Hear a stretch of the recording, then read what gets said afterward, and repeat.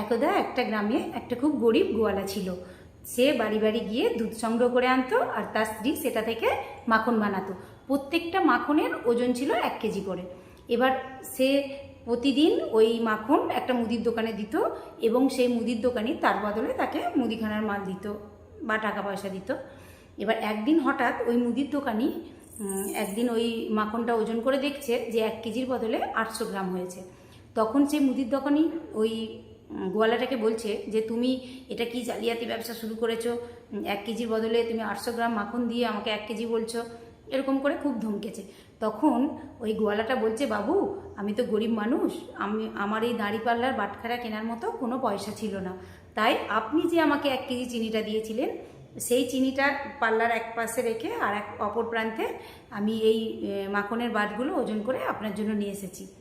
তখন মুদির দোকানি লজ্জায় মাথা নিচু করে আর কিছু বলতে পারলেন না। তো বন্ধুরা, এটা থেকেই প্রমাণ হয় যে মানুষ যেমন কর্মই করুক সেটা ঘুরে ফিরে তার কাছেই ফিরে আসে, সেটা ভালো কাজ হোক বা খারাপ কাজ। রাধে রাধে।